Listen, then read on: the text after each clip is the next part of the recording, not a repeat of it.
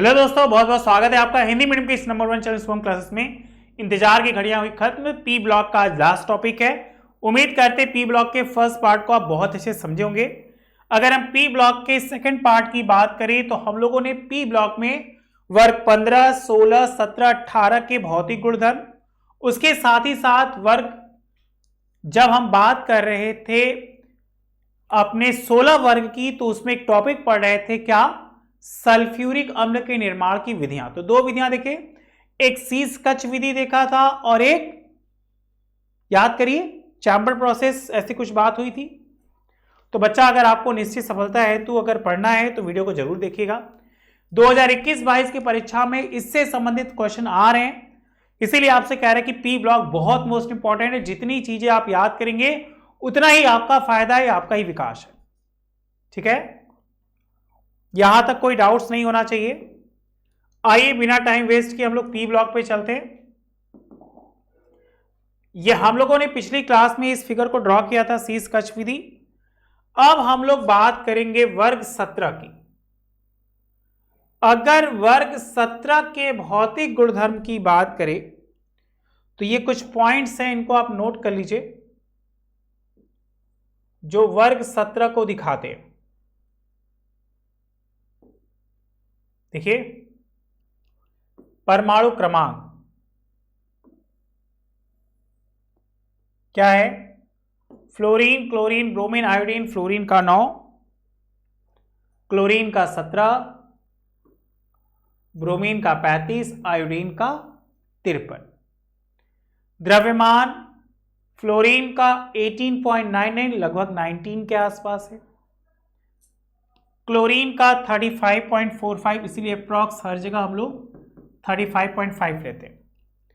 Bromine 79.9 है, तो इसको अप्रॉक्स 80 ले सकते हैं। और ये तुम्हारा 127। याद रखिए जब भी एग्जाम में हम लोग लेते हैं तो अप्रॉक्स वैल्यू जरूर लेते हैं। भौतिक अवस्था तो हमने पाया फ्लोरीन गैस है, क्लोरीन भी गैस है, लेकिन ब्रोमीन एक अधातु है जो सामान्यतः द्रव अवस्था में पाया जाता है।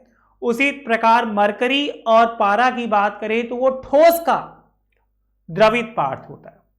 आयोडीन ठोस होता है।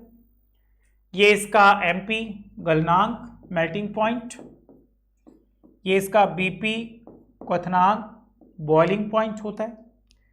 घनत्व ठोस और द्रव में, वाष्प का रंग हल्का पीला, पीला हरा, लाल नारंगी, चमकदार और गहरा बैंगनी होता है, देख सकते हैं आप। परमाणु त्रिज्या सहसंयोजी 0.72, 0.99, 1.14, 1.133। आयनिक त्रिज्या, परमाणु आयतन, बेटा जल्दी से इसको नोट कर लीजिए। खासकर आप वो टेबल याद रखिएगा, बाएं से दाएं वाला और ऊपर से नीचे, तो आपको वो चीजें अच्छे से आ जाएंगी। ठीक, नेक्स्ट और very most important question exam में आता है, क्या क्लोरीन बनाने की प्रयोगशाला विधि।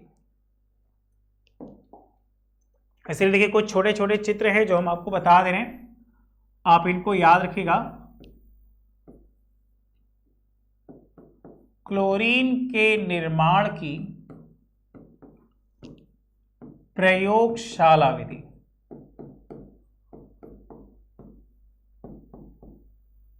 चित्र को आप याद रखेंगे तो आप उससे बेस थ्योरी लिख सकते हैं। जैसे सांद्र यहां से HCl इसमें प्लग करेंगे थिसिल फनल में, ये आपका जो है वो स्टैंड हो गया,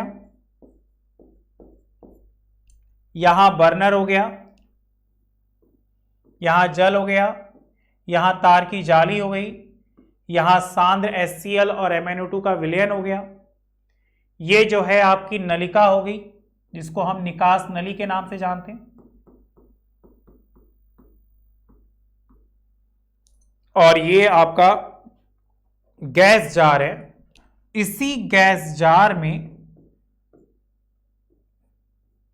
जो आपकी गैस होगी क्लोरीन वो एकत्रित होगी।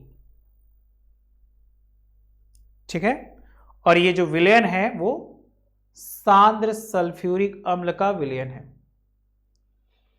बताइए इस लाइन में कोई दिक्कत है? यहां तक मेरे बच्चों को अच्छे समझ में आ रहा है?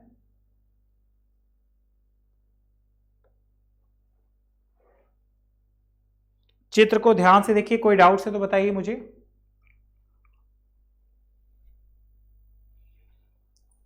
एग्जाम में आपसे क्वेश्चन पूछेगा कि क्लोरीन के निर्माण की प्रयोगशाला विधि का सचित्र वर्णन कीजिए। तो चित्र के द्वारा हम उसका वर्णन करेंगे। तो चित्र को ध्यान से देखिए, समझिए और फटाक से इसको लिख लीजिए, बना लीजिए।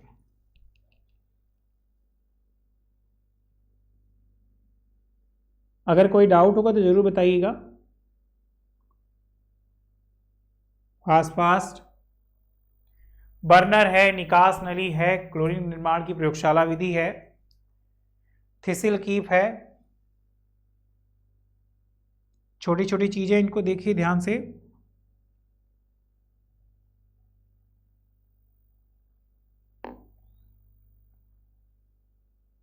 आ रहा है समझ में? चलिए आगे बढ़ते हैं। नेक्स्ट,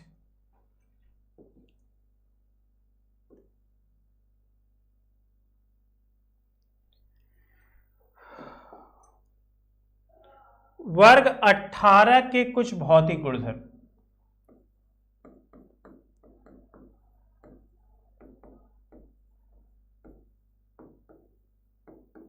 ये 1 नंबर की क्वेश्चन है जो अक्सर एग्जाम में पूछे जाते हैं, जिसमें सबसे पहला क्वेश्चन है, गोताखोर पर समुद्र के अंदर पड़ने वाले अधिक दाब के कारण नाइट्रोजन रक्त में घुल जाती है, उनके समुद्र से बाहर निकलने पर दाब कम हो जाता है। नाइट्रोजन के रक्त में एकाएक मुक्त हो जाने के कारण शरीर में ऐंठन होने के साथ साथ अन्य कठिनाइयों का सामना करना पड़ता है। इसके नाइट्रोजन के विपरीत हीलियम अधिक दबाव पर भी रक्त में अविलेय है। इसलिए क्वेश्चन बनता है कि जो गोताखोर होते हैं वो हीलियम और ऑक्सीजन का मिश्रण श्वास लेने के लिए प्रयुक्त होता है। जैसे ही होता है ना कि गोताखोर एक सिलेंडर लेके जाते हैं, उस सिलेंडर में मुख्यतः कौन कौन सी गैसों का मिश्रण भरा होता है। तो याद कर लीजिए, अगर हम उन मिश्रण की बात करें तो उनमें मुख्यतः हीलियम और ऑक्सीजन। अब क्या इनका प्रयोग हम लोग दवाओं में भी करते? तो बिल्कुल बच्चों, अगर हम बात करें हीलियम ऑक्सीजन के मिश्रण की तो 80% हीलियम और 20% ऑक्सीजन होता है, जिसका औसतन प्रयोग दमा जैसी नामक श्वास की बीमारियों में किया जाता है। ठीक है।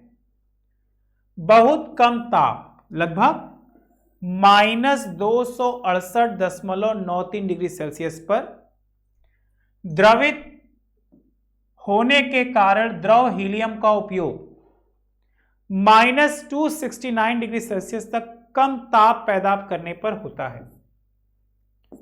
धातु निष्कर्षण तथा धातु के जोड़ने के लिए निष्क्रिय वातावरण पैदा करने में हीलियम प्रयुक्त होता है। जैसे क्वेश्चन बनता है ना कि वेल्डिंग में मुख्यतः हम किसका प्रयोग करते हैं, तो बिल्कुल इन्हीं मिश्रणों का प्रयोग किया जाता है।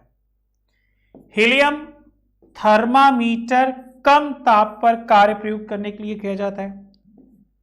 कम श्यानता के कारण इसका प्रयोग कुतुबनुमा में होता है। भोज्य पदार्थों के संरक्षण में यह प्रयुक्त होती है क्योंकि इसमें जीवाणु विकसित नहीं होते। ये सारे के सारे गुणधर्म किसके थे? हीलियम के। तो जल्दी से कॉपी कर लीजिए। हीलियम के बाद हम लोग बात करेंगे नियॉन की। तो नियॉन गैस का उपयोग औसतन विज्ञापन और विद्युत विसर्जन की नलिका में होता है। नियॉन्स लैंप वनस्पति विज्ञान के बगीचों में प्रयुक्त किया जाता है। फास्ट बेटे, जितनी जल्दी कॉपी करेंगे उतनी जल्दी क्लियर होगा। ओके,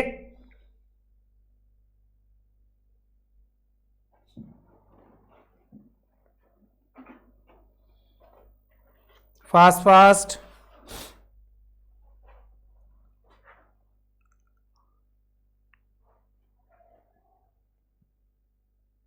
फास्ट फास्ट, जितनी जल्दी करेंगे उतनी जल्दी क्लियर होगा, उतनी जल्दी हम लोग आगे बढ़ेंगे।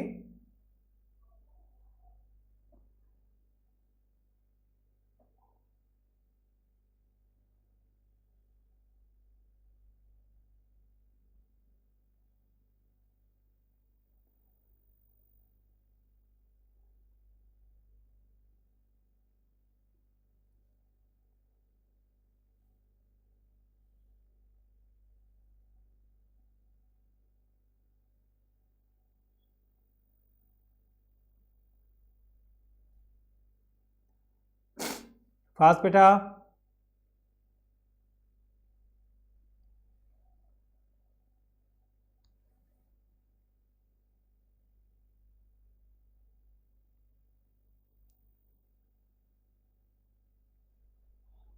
यहां तक कोई दिक्कत? हीलियम और नियॉन,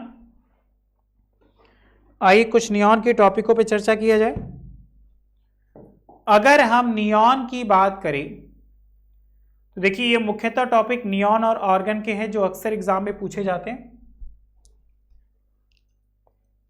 18 वर्ग से इन्हीं टॉपिकों से सबसे ज्यादा क्वेश्चन बनता है।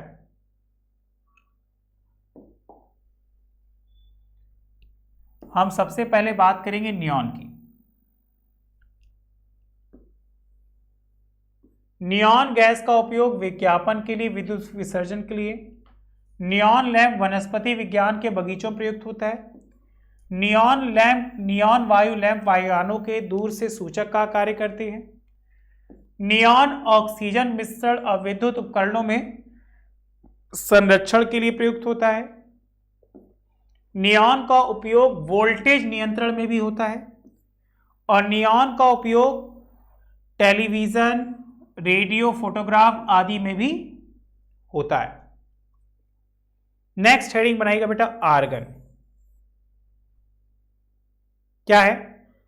26% नाइट्रोजन तथा शेष आर्गन मिश्रण विद्युत बल्बों, रेडियो वाल्व की नली में भरने के काम में आता है, जिससे बल्ब के तंतु की आयु बढ़ जाती है। आर्गन का उपयोग रेक्टिफायर और निष्क्रिय वातावरण पैदा करने में भी होता है। आर्गन आर्क का उपयोग एल्युमिनियम तथा स्टेनलेस स्टील में जोड़ने के लिए किया जाता है। आर्गन नियॉन का मिश्रण प्रकाश विज्ञापन में प्रयुक्त किया जाता है। बताइए, यहां तक लिख लीजिए जल्दी से जल्दी।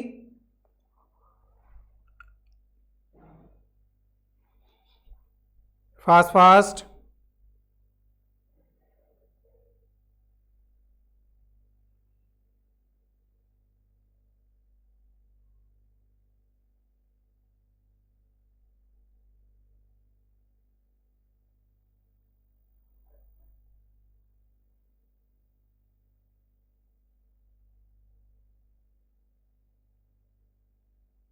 एकदम ध्यान से बच्चा।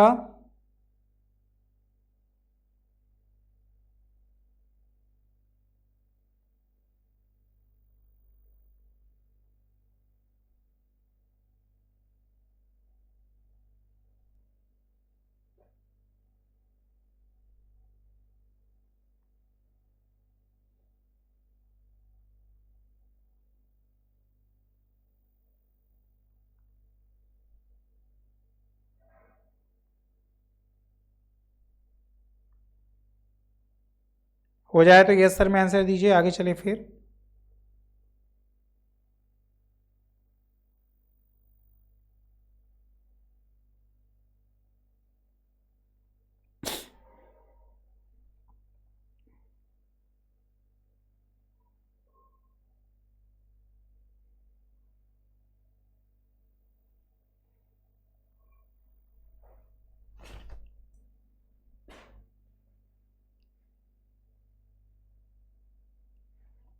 चलिए,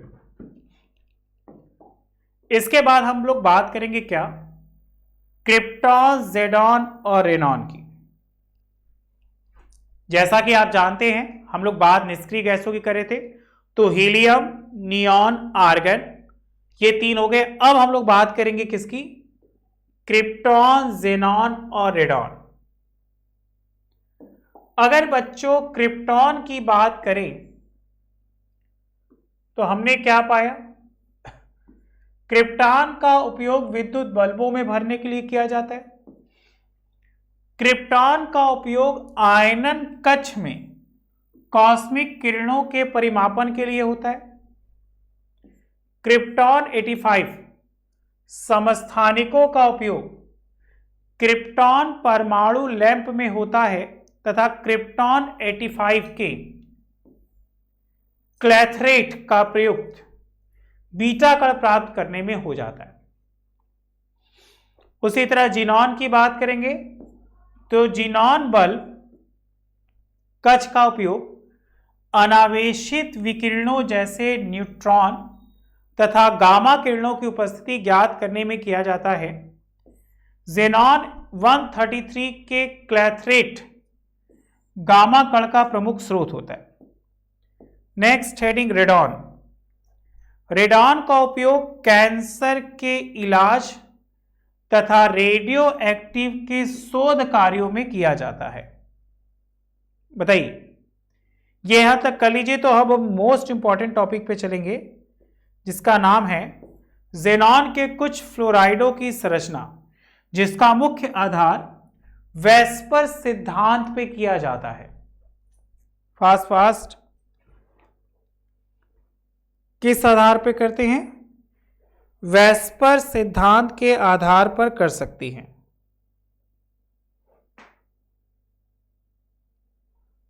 ओके,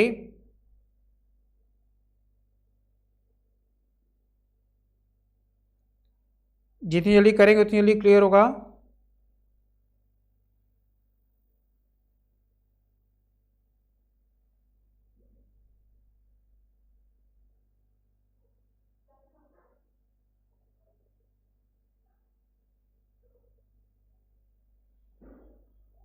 बहुत अच्छे बच्चा।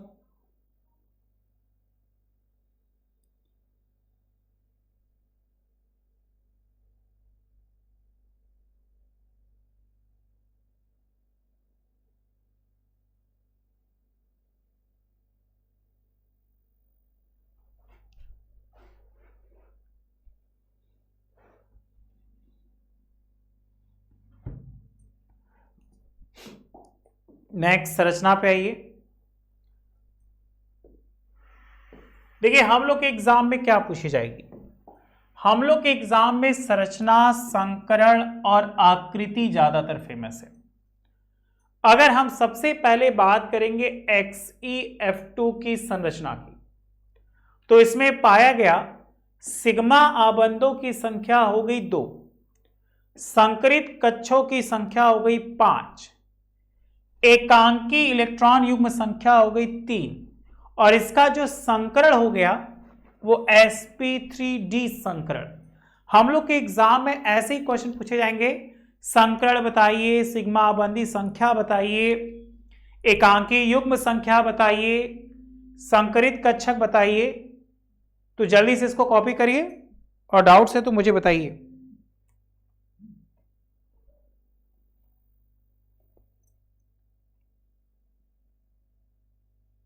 फास्ट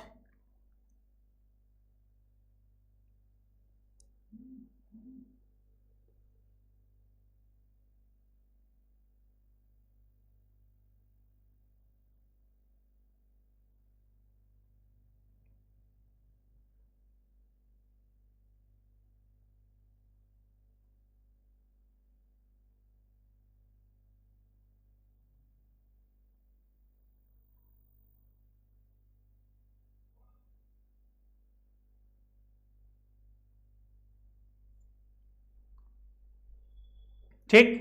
अगर हम दूसरे की बात करेंगे तो यह कहा गया इसकी जो आकृति होती है,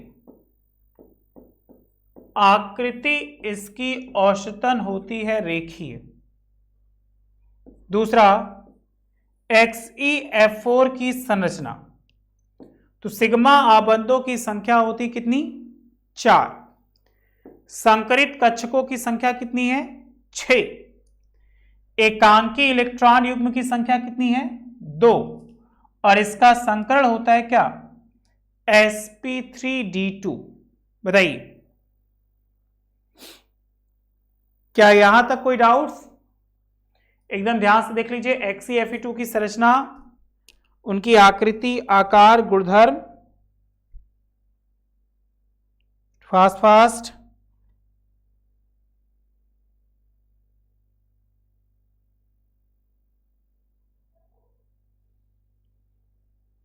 संरचनाएं ध्यान से दीजिए बेटा। हम लोग के बोर्ड एग्जाम में संरचना से संबंधित कई प्रकार के क्वेश्चन आते हैं। संकरण पूछ सकता है, सिग्मा आबंध की संख्या पूछ सकती है, आकृति पूछ सकता है, कोण पूछ सकता है। ठीक। XeF4 की संरचना जैसा कि भी देख रहे थे, Xe जेनॉन टेट्राफ्लोराइड, सिग्मा आबंधों की संख्या 4, एकांकी इलेक्ट्रॉन युग्म की संख्या होगी कितनी? 2, संकरित कक्षक की संख्या कितनी हो गई? देख लीजिए 6, और संकरण हो गया क्या? sp3d2। इसके हम जेनॉन टेट्राफ्लोराइड की संरचना की बात करेंगे तो यह मुख्यतः वर्गाकार समतली होता है। क्वेश्चन बनेगा क्या होता है? तो वर्गाकार समतली माना जाता है। किसकी? XeF4 की।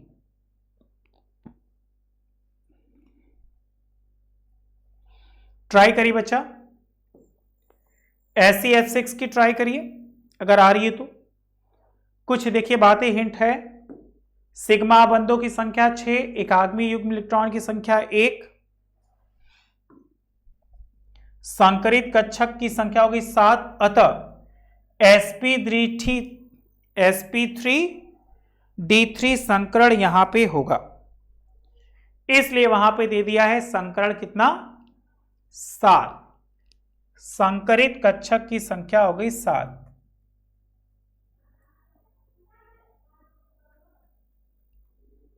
ठीक है, फास्ट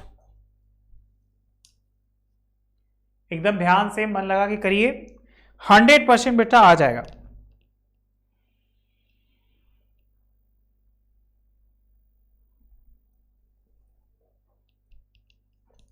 आइए थोड़ा सा और आगे चला जाए।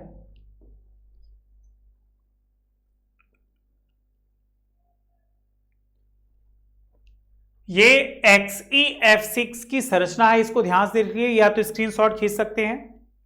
इसकी आकृति अष्टफलकी होती है। आइए थोड़ा सा हम चेंज करते हैं। अब हम लोग ज़ेनॉन ऑक्सीजन के ग्रुपों को लिया जाए। अगर ज़ेनॉन ऑक्सीजन के ग्रुपों को लें तो क्या पाया? ज़ेनॉन ट्राई ऑक्साइड मतलब XeO3, जिसमें सिग्मा आबंधों की संख्या कितनी होती है? 3। एकांकी इलेक्ट्रॉन युग्म की संख्या होगी क्या? 1। संकरित कक्षकों की संख्या होगी कितनी? 4। और संकरण क्या शो हो गया यहां पे? sp3 संकरण। बताइए क्या इस लाइन में कोई दिक्कत? अगर बात होगी इसकी संरचना, साफ साफ देख रहे हैं इनकी जो संरचना होती है वो लगभग पिरामिडी होती है, ऐसे। ये ऑक्सीजन संबंधित है, इसको याद कर लीजिए।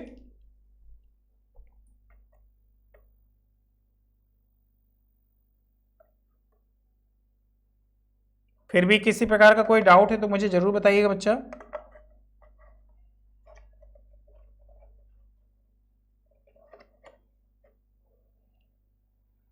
फास्ट चलिए, ज़ेनॉन ऑक्सीडाइफ्लोराइड क्या हो गया? XeOF2, जिसमें सिग्मा आबंधों की संख्या कितनी होगी? 3। एकांकी इलेक्ट्रॉन युग्म हो गए कितने? 2। संकरित कक्षकों की संख्या हो गई कितनी? 5। और संकरण हो गया यहां sp3d। संरचना देखिए,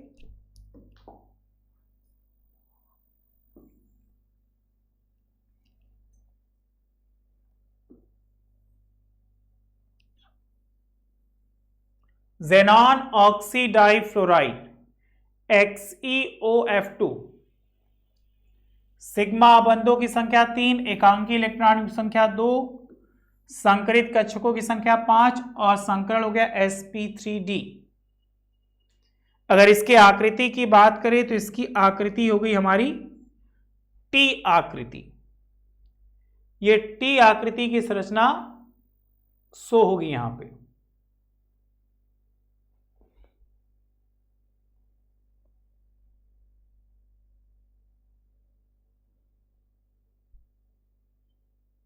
फास्ट बेटा fast.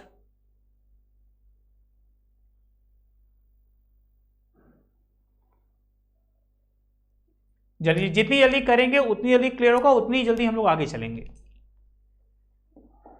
Next, xenon oxy tetrafluoride XeO4 की संरचना, जिसमें सिग्मा बंधों की संख्या होगी कितनी? 5, एकांकी इलेक्ट्रॉन युग्म की संख्या हो गई 1, संकरित कक्षकों की संख्या हो गई 6 और यहां संकरण क्या हो गया? sp3d2। संरचना देख लीजिए, और इसकी संरचना में जो आकार हो गया वो वर्गाकार पिरामिडी हो गया। लास्ट, ज़ेनॉन डाइऑक्सीफ्लोराइड, देखिए ज़ेनॉन डाइऑक्सीफ्लोराइड XeO2F2 की संरचना, सिग्मा बंधों की संख्या 5, एकांकी इलेक्ट्रॉन की संख्या 1 और संकरित कक्षकों की संख्या 5 और संकरण हो गया sp3। आकृति आपके सामने त्रिकोणीय बाई पिरामिडी। ये पी ब्लॉक हो गया यहां से फिनिश्ड। उम्मीद करते हैं हमारे बच्चों को पी ब्लॉक बिल्कुल समझ में आया होगा। ज्यादातर पी ब्लॉक से यही संबंधित क्वेश्चन आते हैं। अगर फिर भी आपके कोई डाउट्स होगा तो मुझे जरूर बताइएगा। और इस तरह हम कार्बनिक, अकार्बनिक और फिजिकल केमिस्ट्री के कुछ कुछ चैप्टर को रिवीजन कर लिए। अगर आपको किसी भी डाउट का सुझाव होगा तो मुझे जरूर बताइएगा। नेक्स्ट क्लास में उसको जरूर शॉर्ट आउट करेंगे। आज के लिए इतना ही। Thank you so much, bye bye. घर पे रहिए, स्वस्थ रहिए, मस्त रहिए, बाय।